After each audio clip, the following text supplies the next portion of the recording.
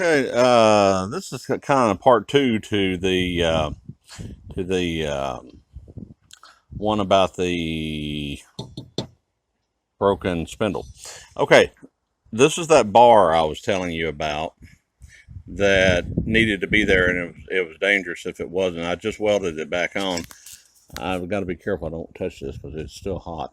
That right there, you can see where I actually bridged it across because it had tore up all of that metal in there, and so I just created a bridge for it. Like I said, not exactly the greatest weld in the world. I'll smooth that out.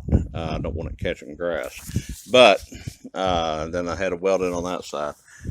But anyhow, so I'm going to go ahead and put the spindle back on. Okay, here it is installed. Now, one of the little extras I do, you see where that stud's standing up there? I'm going to put a nut on it. I normally put some thread lock on it, because honestly, if you're gonna have to take these things off, probably something happened that was pretty bad anyhow. You're gonna have to replace it anyhow. Even if you don't, just grind off the other side, grind off the head, and then take it off, and you can just take the stud out through the top. So, but I don't have any thread lock today, so we will not be doing that. Okay, I just wanted to show you that I put nuts on the other side of that just to keep it from working loose, because it's done that before. Okay, when I set these bolts in this, there's 4 bolts that go in it. I went directly opposite this one, then this one, then this one, then this one, and then all the way around. And I have a VTech impact wrench. There somewhere. There it is. That has a 500 and I think about 550 or 520, something like that, foot-pounds. I would not use it on those little boats because you will snap them in two. That VTech can put a tire on where I can't even get any more on it with a lug wrench, and I usually like to finish them off just so I know how much pressure is on them, because you don't want to over tighten them, and you definitely don't want to under tighten them. But anyhow, the VTech, I am so far I'm very impressed with it. This right here is a well, where did it go? As I was saying, this right here is a part that you can actually buy, and it is expensive if you lose it. I didn't. I just went ahead and made one out of a welding rod. You can lose them real easily because it just goes right in here, and you saw how easy it was to come out. But the spring over here hooks to it. The spring right there hooks to it and keeps that taut. And if you need to get up in there to put a nut on it, if you want to put nuts on this, you probably need to move that pulley right there out of the way, which means you would have to disconnect the spring right here. So, okay, how to put these blades on. You can see I removed the rubber part, of course. And what I was telling you about before, I just wanted to show you how this actually does go together. I was telling you about this in the video before this one. See that star right there? You see how it fits real nice and neat right there with that one. And you want to be sure that it's nice and snug down there, because you don't want it to do one of those numbers. Okay, you want it to be good and snug where it's actually turning the shaft. I know that sounds like something that would be duh, but you'd be amazed. Okay, now then.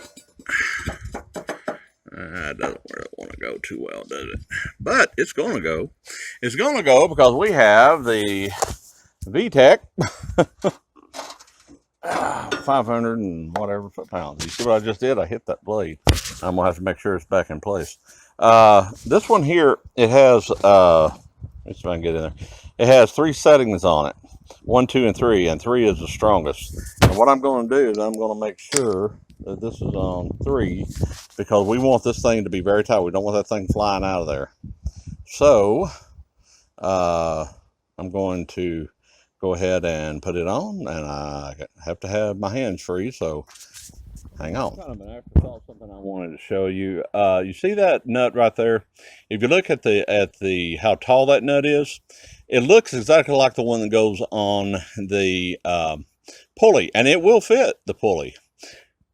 But if you'll notice this here with that pulley nut, it's taller. It's probably about 1/8 of an inch taller. And what you want is for it to be even with the shaft. So if you use this one, it'll fit. But if you use this one, it's not going to be even with the shaft, and it could cause you trouble later on.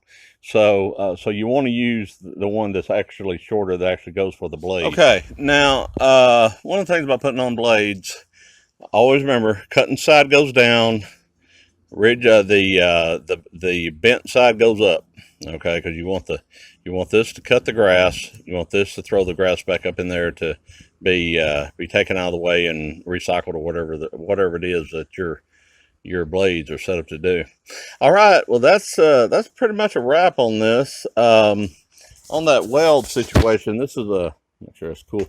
This is what I had to do here is all of this was tore up, and it had been beaten and everything. So what I did is I built a bridge across here, and to secure it, and it's probably better secure than it was when it came from the factory, because this is a weak part right here. This thing has caused me a ton of trouble. So anyhow, just let you know. Well, other than putting it on, that's all we have for today. And so I'm pretty sure it will work, and it will work well. But it's, like I said, this is an ongoing problem. And if you do get one of these, make sure that you're checking these bolts right here. You can usually do it by seeing if this is loose, but just check and be sure these things stay tight, because if they don't, they will rip the holes out and everything. And it's like I said, you know, this thing is not heavy duty. So anyhow, well, that's a wrap.